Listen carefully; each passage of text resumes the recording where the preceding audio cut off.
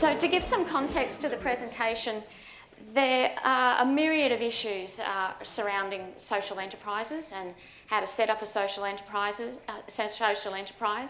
There are a whole host of issues that you need to consider if that's the path you want to go down. But I guess my argument to you is that all of the issues that you have to consider are really underpinned by the legal compliance issues. And if you haven't got your legal compliance right, then everything else falls down.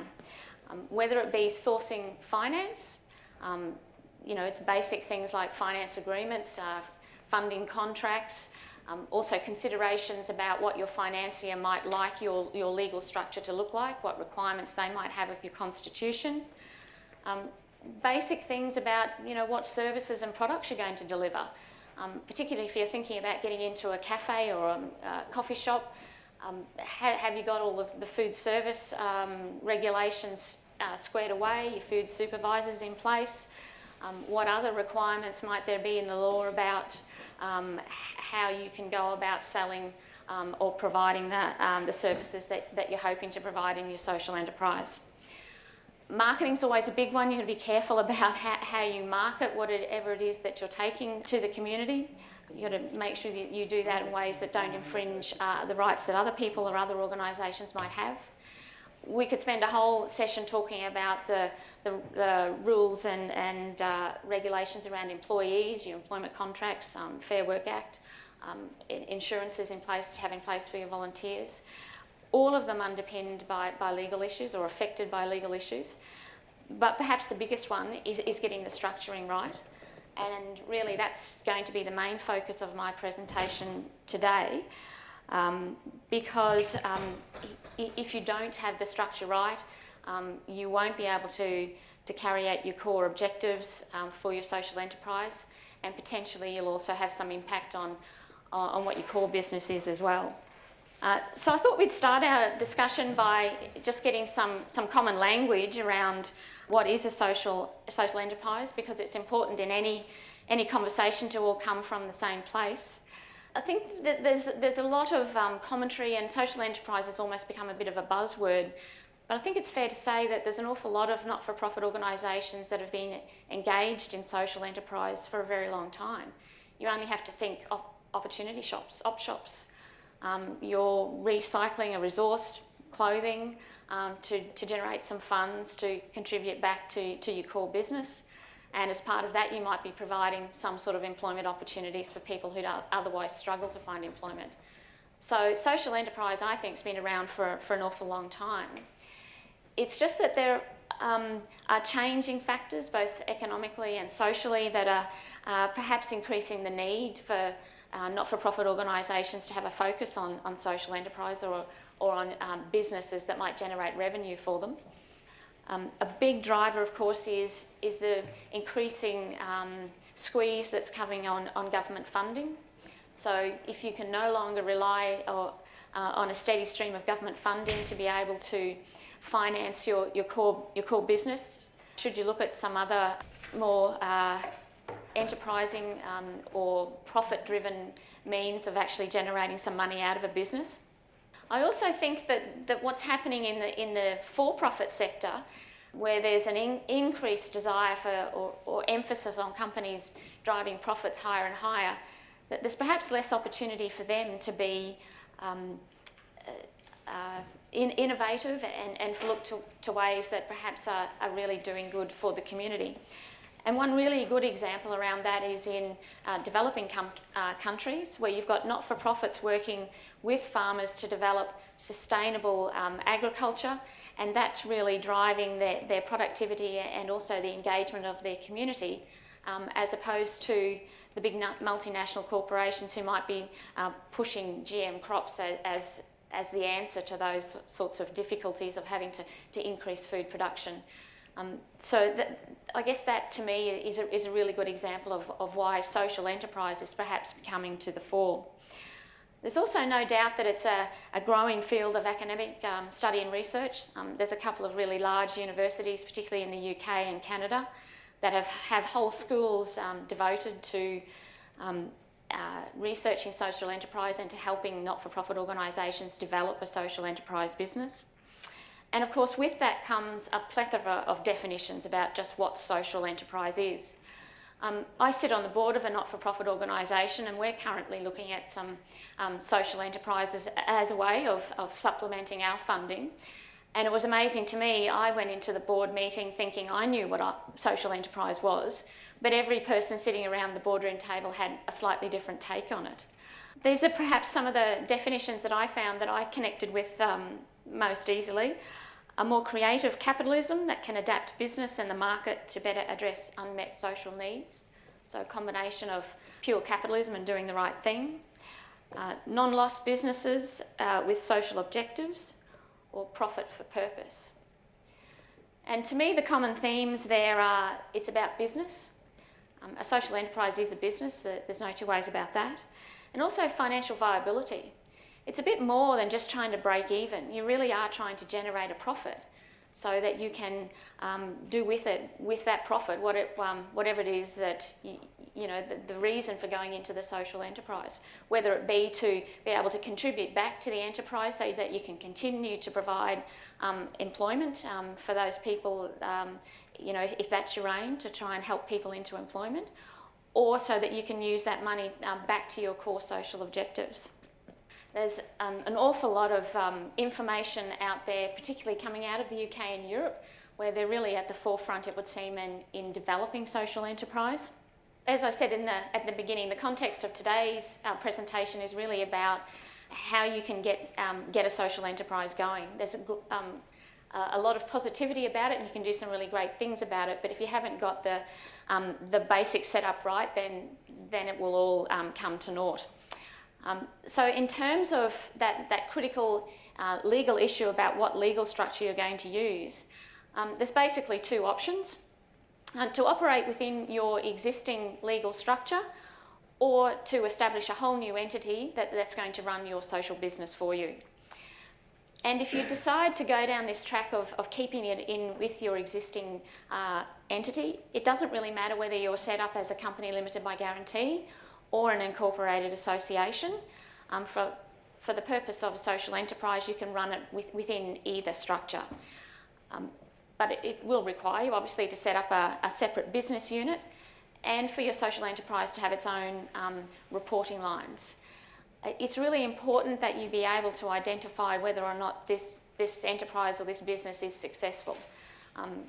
You don't want to find that you've established a really great coffee shop that's providing some employment for local people who otherwise would have difficulty if you're cross-subsidising it from your other sources of money. It should be standing on its own 2 feet, if not contributing a greater pool of money for your core business. And if you don't have distinct reporting lines so that you can truly understand how it's performing, then you could get caught into this cross-subsidisation without realising it.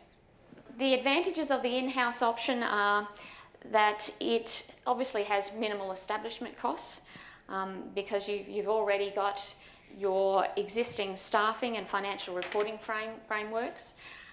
You don't have to spend any money on developing a constitution for a new entity or registering that new entity, which all comes with some fees. Your existing staff, though, probably, we're talking here about your admin staff. Whatever business venture you decide to break out into, you're obviously going to have to think about what sort of expertise you might have to take on board if you don't have them on staff already. And I think that's where you highlight the difference between whether you're using an existing expertise that you've developed as part of your core service delivery. For example, if you're a natural resource management organisation, you might have developed some really good expertise in controlling feral animals that you've been doing using your government funding, but then you can now take that to the market, to landholders or local government, and sell that expertise to them, as opposed to if you're setting up a really new business that you're hoping is actually going to generate some money for you. So a natural resource organisation, small country town, sees a restaurant going out of business and thinks we can branch out into a Meals on Wheels type business. That's something quite different. And so the expertise that you have on staff will depend on what it is that you're trying to establish as your enterprise. Importantly, if you stay within your existing legal structure, obviously no change at board level, although you might want to consider a special subcommittee for your social enterprise. You might also want to consider whether you need to bring on some particular expertise at board level, depending on what sort of business you're getting into. Importantly, though, the surpluses, hopefully, that you generate as part of the social enterprise can be just part of your general revenue and therefore easily used to support your core business. There are, however, some potential problems with keeping your social enterprise within your existing entity. And the big ones really are the potential impact on your charitable status if you are a registered charity. And the flow-on perhaps from that is impact on your tax endorsements. An issue you also need to consider is risk.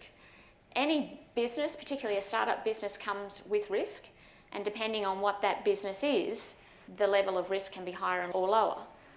And you only have to look at the for-profit sector to see how companies such as, Lend-Lease is a really good example. They have a construction arm and, for example, they have a retirement village business, all contained within separate subsidiary companies because they're trying to contain the risks that might be associated with any one element of those businesses. So if you're going to run your social enterprise within your existing legal structure, you've got to be thinking about what risk comes with that. If it's a food business, what's the risk that there's going to be contamination in the food? We're going to have someone taking some sort of legal action against us, because they've become ill, and how could that have a financial impact on our existing entity and therefore our ability to continue to deliver? Looking at the charitable status, this is one of the most confusing areas of tax and law in Australia for the not-for-profits, because it's multi-layered depending on whether you might be a not-for-profit community-based organisation such as Rotary clubs. They don't have to be endorsed, but if you are a charity, then you have to be endorsed to be able to access those tax exemptions. There's an understanding about whether or not you are a charity, and if you are, that's determined now by the new Australian Charities and Not-for-Profits Commission. Even if they determine you are a charity, you've still got to go through the hoops of becoming endorsed, and it's the ATO who determines the endorsement. But if you're not registered with the ACNC, then you can't access those ATO endorsements. So the bottom line is that if you are a charity, it's critical that you maintain your registration with the ACNC. Also important for those of you in the room who aren't charities to remember that the ACNC doesn't have regulatory power over general not-for-profits as yet. It's only in relation to charities. So the fundamental message, I guess, is that if you are a charity, you need to be able to maintain your registration with the ACNC. And to be able to do that, you need to continue to operate on a not-for-profit basis. And all that means is that there's no distribution to the members or the owners of the business. All of you who are not-for-profit organisations would have very simple clauses in your constitutions which confirm that you're not making any distribution to members or shareholders. You've got to continue to pursue your charitable objectives. And this is where potentially getting into a business or a social enterprise might impact on your status as a charity, because depending on what that business is, it may or may not be something that is a charitable objective. You have to continue to meet any requirements that you might have of a subtype of charity. So, for example, if you're a public benevolent institution, you're registered at that level because you're providing direct benevolent or direct help to people in need. If you move away from that, then you have to consider whether there's a risk to your endorsement. If you're endorsed as a charity because you're providing health care, then you have to remain compliant with those requirements. You have to continue to report to the ACNC. And they've just released notification on their website that in July and August they're going to start to send out letters to all registered charities about your annual information statement for 2013. And that reporting statement requires you to disclose to them information about not just your charitable objectives, but what activities you're engaged in that are in pursuit of those charitable objectives. So this is where the reporting to the ACNC is going to start to flush out issues about whether you're meeting your ongoing compliance requirements. You've got to continue to keep records, I think that's a pretty obvious one, and comply with the governance standards. Now there's an awful lot of information going to come through the conference on governance standards this weekend, so I don't propose to go into those in any great detail today. But there is one new area of the law that we need to be conscious of in this particular discussion about maintaining your charitable status, and that's the new definition of charity that came into, was passed by both Houses of Parliament in the Charities Act on 27 June, so only a week before last. It doesn't commence till 1 January 2014, and of course we've got great uncertainty, I think, at the moment in the sector, particularly around what's happening at the federal government level, because we've got the coalition who, the last statement I heard from them was that they were going to wind back all of the reforms that had been put in place, and there was even talk of them doing away with the ACNC. So we can only deal with the law that's in front of us at the moment, and so I guess where it stands at the moment is that you've got the ACNC, you're going to get requirements from them to report to them, and that's about all that you can deal with. But I think that there is a level of, there is a question mark over what will happen depending the outcome of the federal election. But this is one reform that's really been pushed by the sector since 2001, when there was some review of the sector with the introduction of the GST. That was the first time that there was any formal recommendation that there should be a statutory definition of charity. There's been numerous reviews and inquiries since that time that have recommended the same thing, and 12 years down the track we finally got it. Whether it will last the test of time is another question. So what does the statutory definition of charity say? Well, firstly, it's not-for-profit, of course, and we've talked about that.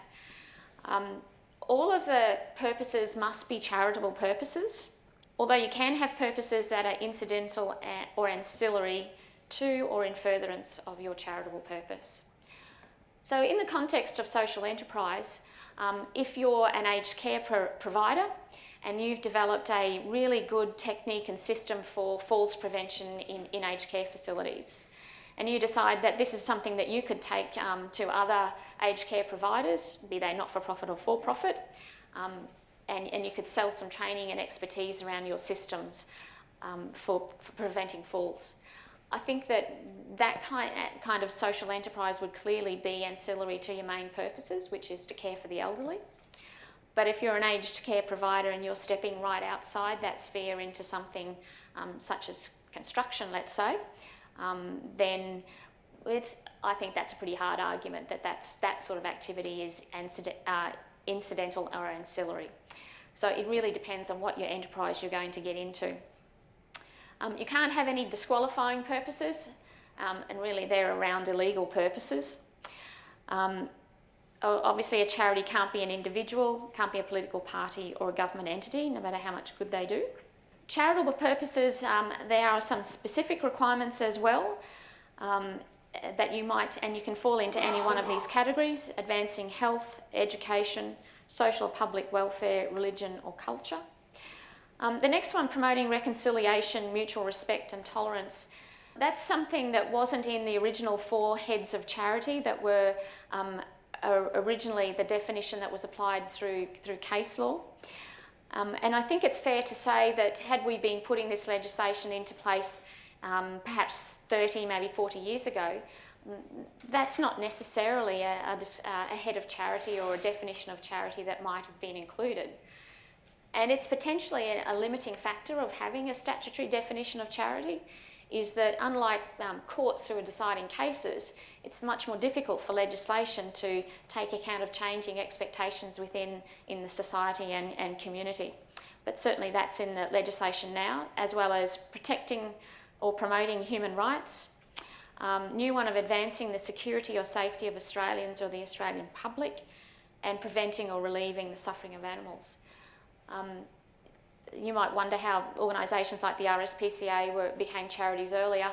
That was because they always had to find a way to fit into this more general category of charities, which is purposes that are beneficial to the public, the general public, or a specific area of the public. And they have to be purposes that are analogous or similar to those specific purposes. But if it can be shown that it's a purpose that benefits the general public or a particular area of the public, it's okay.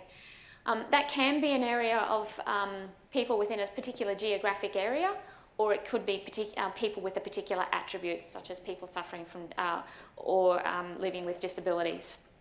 They've also picked up promoting or opposing change to law, policy or practice in Australia or another country.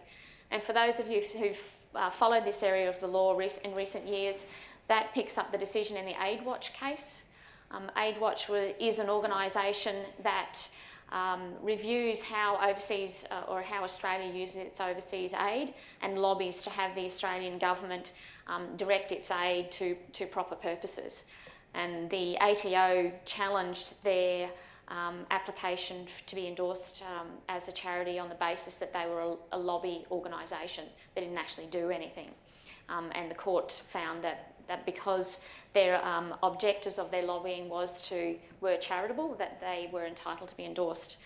And it's now part of the legislation, should that continue to apply. I've already talked about the fact that your public benefit can be directed to a section of the public. The benefits can also be tangible or intangible, trying to provide a better standard of living for someone is okay. And really the aim here is that the benefits should be widely available.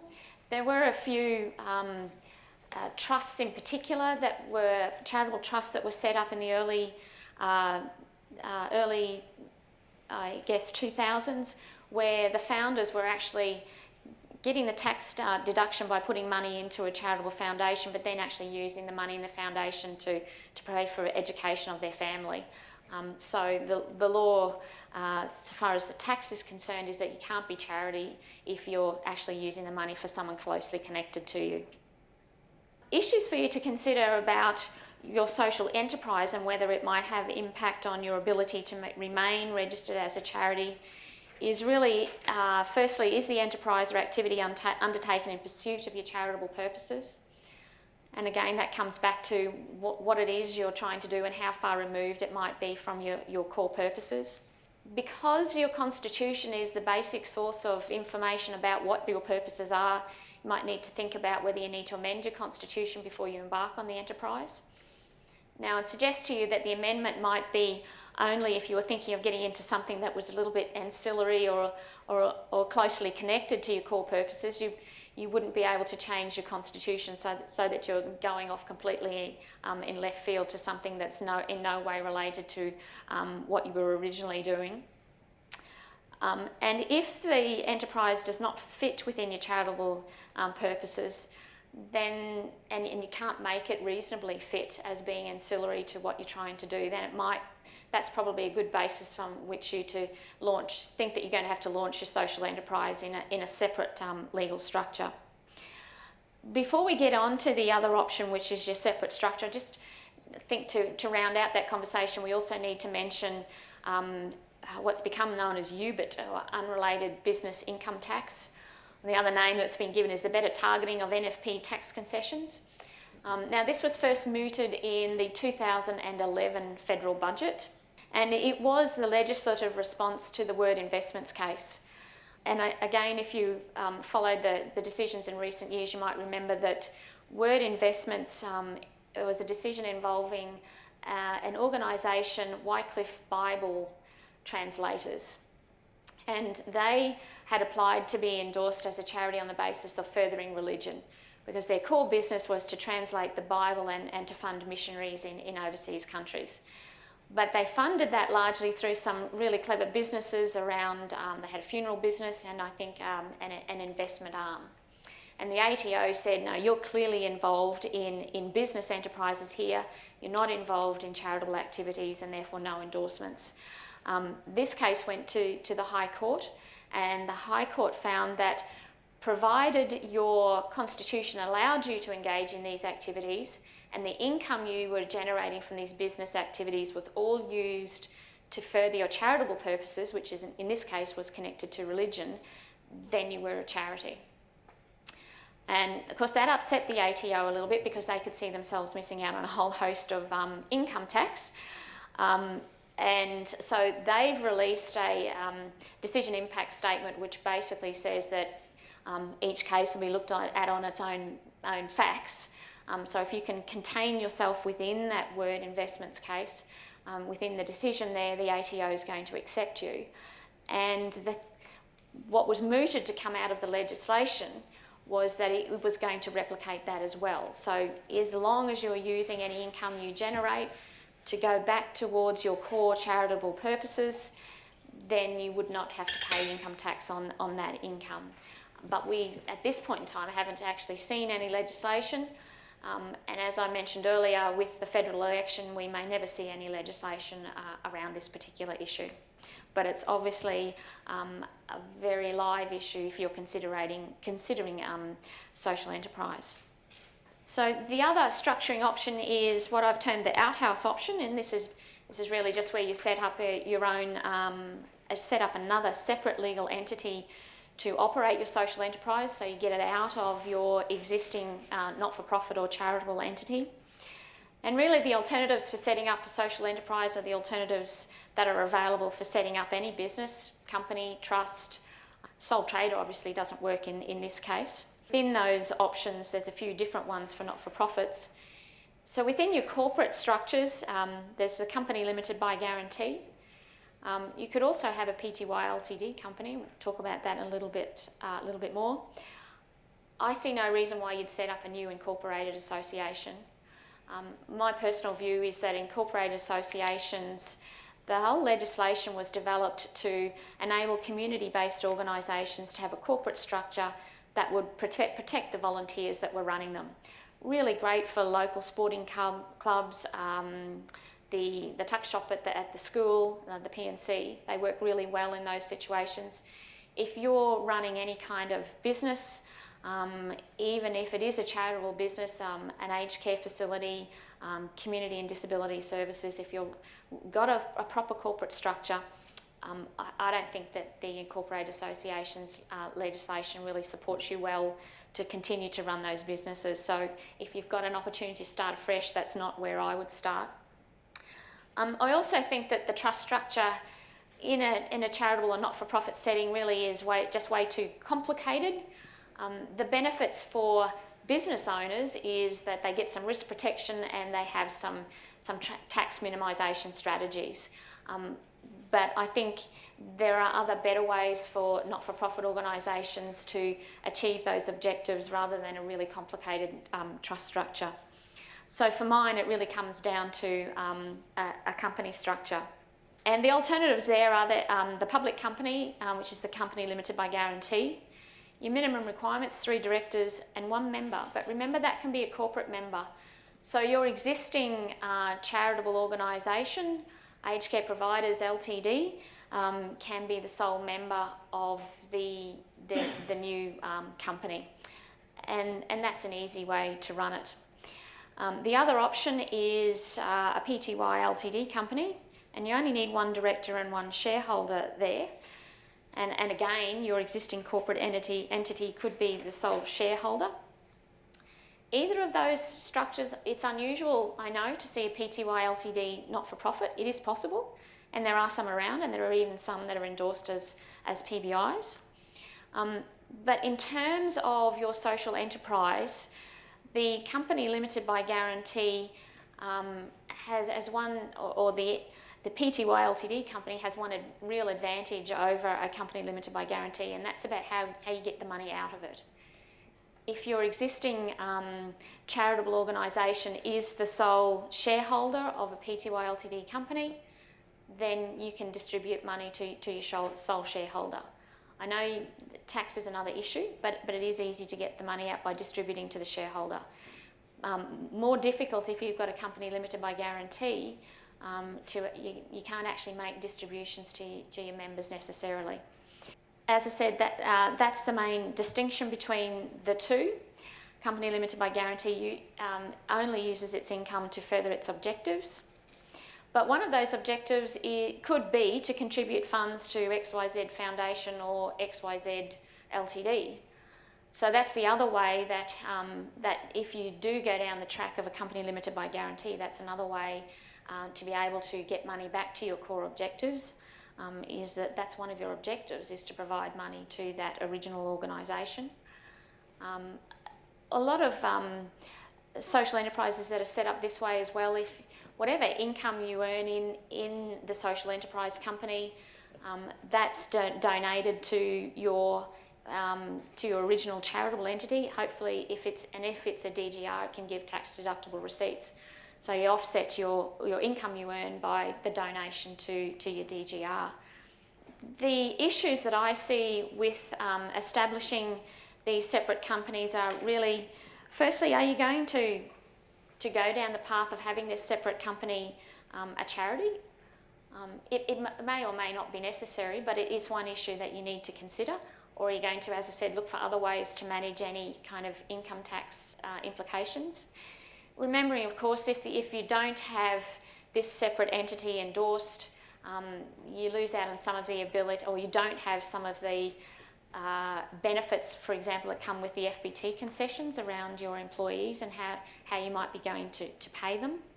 You might just have to weigh up whether you want the separate structure gives you greater benefits than being able to access the tax concessions, and that probably goes back to the level of risk that's associated with whatever your enterprise is. Big question about who's going to be on the board of this separate entity. Is the whole board of your existing charity or not-for-profit just going to be replicated and have it run the social enterprise as well? Maybe you set up a subgroup of your existing board, or it might be that the better way to go really is to recruit individuals with really good expertise in the particular area that you're getting into, and just have one representative from your parent board. And really how you resolve those issues depends on the nature of your enterprise, what it is, what sort of business you're running, and also the dominant objective of that enterprise. So if really all you're trying to do with this social enterprise is to generate money to contribute back to your core charitable objectives, that dictates how important it is to you to be endorsed as a charity and to have some income tax exemptions in your social enterprise. But if your social enterprise is really more about providing social outcomes, then it might be that getting endorsement is not necessarily difficult, and it's the way to go and get the benefits of it. But it all comes back to what it is you want to do with the social enterprise. I thought just to illustrate some of these issues, I'd give you some case studies. And these are from clients that I have worked with recently. The first one involves an aged care provider. I've been working with this client for the best part of 10 years, providing them with advice around their retirement villages, their aged care facility, regulatory issues. Came as a bit of a shock to me when they phoned and said, we want help with our construction business. It just never occurred to me that they might have a construction business, and for a little while I struggled to understand why they did. But what drove them to establish the business was that they were doing a lot of building themselves. They were building a whole new facility, including a new retirement village. And they were just sick and tired of having builders who had cost overruns, didn't understand the requirements of the aged care industry, and were just really slow and slack, and they decided that they could do a better job themselves. So they engaged a builder who had the appropriate licences, and they set about building their own aged care facilities. They found that they were so good about it that they went to the market and also had some contracts to build facilities and refurbish and upgrade facilities for other aged care providers in the sector. This part of their business was going really, really well until they came up for review of their builder's licence. And this is in Queensland. So one of the requirements of currently the BSA is that there's a minimum asset ratio. And because they're an aged care provider and they have a large number of bonds paid by residents who've moved into their facility, all those bonds show in their books as liabilities that have to be repaid. So they couldn't meet the minimum asset and liability ratios required for their builder's licence. But they did have quite large cash reserves. And this is a really great example about how the type of business that you're going to get into dictates how you run it and what sort of structure you might use. So the solution, we decided really that they clearly needed to set up a separate entity. We looked firstly at their existing constitution, and it didn't really allow them to establish other businesses. So they're a company limited by guarantee. They have to engage in activities that are in furtherance of their objects, and they didn't have as one of their objectives or purposes to be able to set up other businesses. They also, remember, they had to get a real big cash injection into this enterprise so that they could satisfy the requirements of their builder's licence. And so the issue is, how do you get money out of one company limited by guarantee and into another one? And that was really problematic. So we set them up as a Pty Ltd company, and the parent company limited by guarantee contributed the capital, and I think we ended up with one share that was worth $500,000. So that's how we got the money in. They decided that the CEO would be the sole director of the company. I'm not really sure about the thinking that went on behind that. I'm not sure how I'd feel if I was him. But that's the way they went. I have to say that's not what I would advise, and perhaps not the way that if I was sitting on a board I would want it to go. But it highlights for you that's another issue that you have to think about. As I said, it's really important to decide who's going to be on the board. The second case study, this involved an endorsed environmental organisation. This time they're actually an incorporated association. And for a long time they've been solely reliant on government funding. And every year their funding gets cut. They've reduced their employees really back to the bone. They felt they couldn't go any further. But they had a lot of expertise. They're really good at devising strategies and implementing strategies around soil erosion, feral animals, pest control, and they're a vital part of a rural community.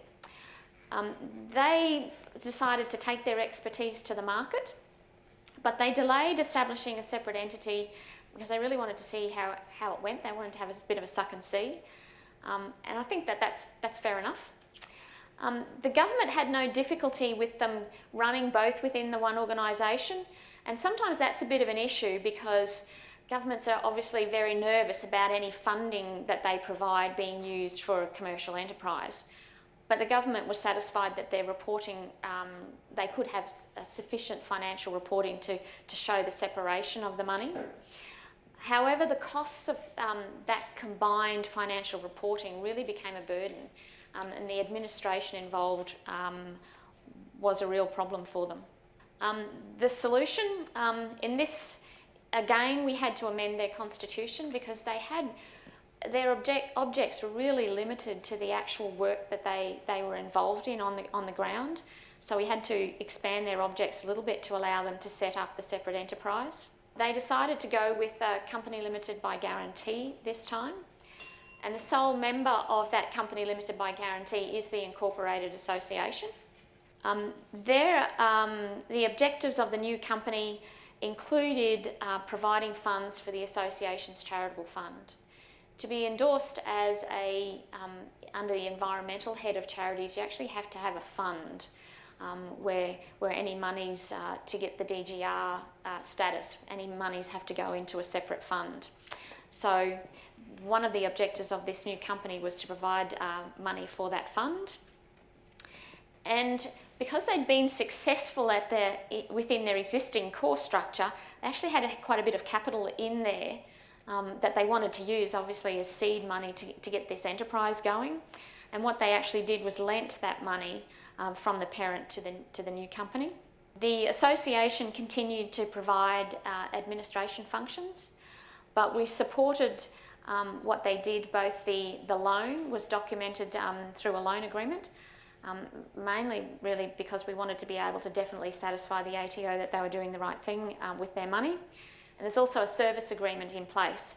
So their core charitable entity provides these administration services and a lot of staff to the social enterprise, and it's paid for that through the service agreement from the social enterprise. So it's a way also of, when the government funding isn't great, they can keep their people employed, which is really important for them in a rural town. That's, I guess, what I wanted to present to you about social enterprise. It's really my message for you today is to get the structuring right, to think about why it is you're setting up a social enterprise, and to make sure that you can achieve your outcomes without dragging down what you've already established. Happy to take any questions. One issue that can come up as well in certain instances is whether you constitute a constitutional corporation or not. It's a particular matter of interest in Western Australia, where we like to be unique and therefore have a dual industrial relations system. So our industrial relations power not referred to the Commonwealth side.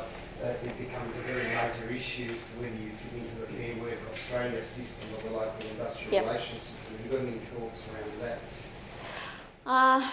Well, in what regard, as to whether you'd be better in or out? Well, what sort of structures might push you into one category and not the other, e.g. would a certain structure result in you being considered a constitutional corporation, for example, or not otherwise?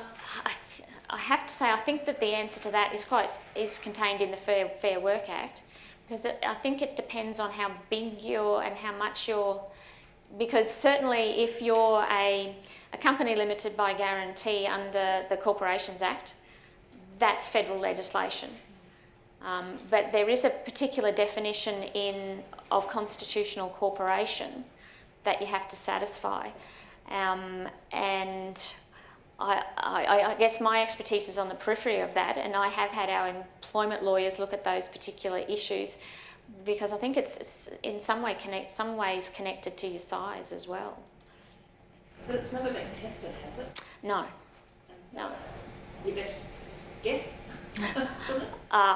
Sorry, that's really way outside what I guess the comment I would make about that is that the industrial legislation is incredibly technical, and we looked at this a couple of years ago when there was an introduction of the new awards, and so whether you came under some state awards, and this was in Queensland and New South Wales, or whether you were a constitutional corporation and therefore were caught by the Fair Work Act. And I referred that on to our industrial lawyers. If I can offer an amateur point. Yeah, go for it. I think it might come down to the proportion of income which is from effectively profit make or service provision functions. Yes. As opposed to grant government funding. Yep. And therefore, for example, if you incorporate your social enterprise structure into your main structure, there could be a danger of becoming a constitutional corporation. That's my guess. Yep.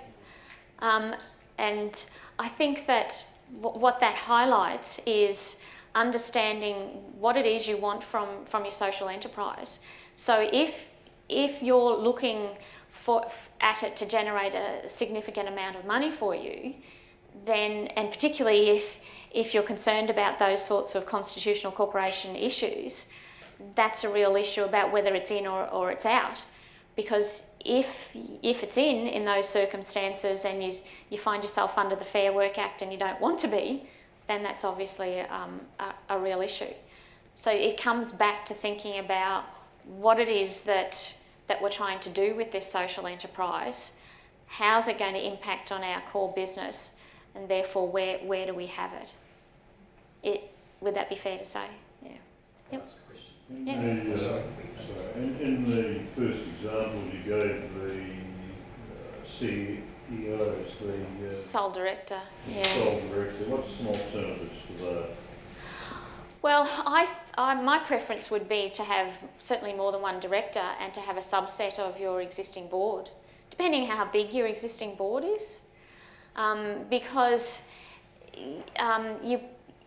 with running a social enterprise like that, you probably want it to be, if you want to call board meetings at quick notice, you want to be able to get together quickly. I think you need a core group of people who can move quickly and make decisions quickly and perhaps be a little bit more flexible, but answerable back to your main board.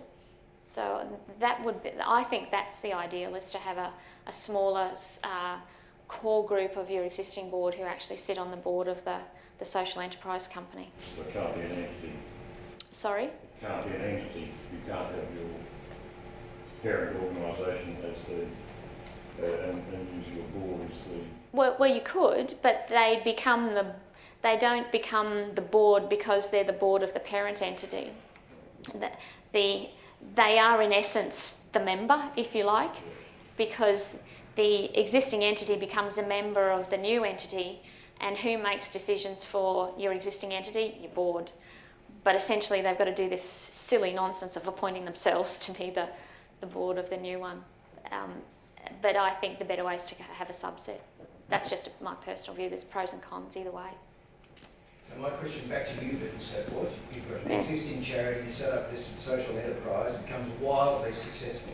Yeah. And it might be 10 times the size of the original charity. As long as that money flows back to the charity for the charitable purposes, that's okay. In other words, there's no threshold test of how big the social enterprise can get that may then impinge upon your charitable status or other things being. If you've got a separate entity as your social enterprise, I don't think UBIT comes into it unless your separate entity is actually registered itself. Yeah. And if it is registered as a charity itself, then so far as we know now, there are no thresholds, provided it's using its income for charitable purposes, its core charitable purposes, it should be fine. But again, that's a bit of no one really knows at the moment, but the best we can say that's right. If your social enterprise entity is not registered, so it's essentially going to pay tax, then the device that's most commonly used is essentially a donation to your parent that's a DGR that offsets the tax. Do you have a comment about when you're generating IP that you could exploit internationally? Yep. As a charitable organisation, the structure that you would then create around that? Well, first of all, it'd be a company as opposed to any other sort of structure, because that's the best Australian structure to operate internationally. And I think that you would definitely have to have it separate so that you've got mechanisms to protect it, because you're trying to minimise risk. So as much as you can isolate it, the better. And then the licensing fees that you generate as revenue would then be fed in as a donation package. Correct. Right. And it could be a model where other IP from other entities that strengthen this core offering. Yep. Could be that the charity actually can have shares equivalent in case study 1. Yep. To the I guess the capital that's yes. needed to. That's right. That's a good way to get your injection of capital. Thank you, everybody. Enjoy lunch.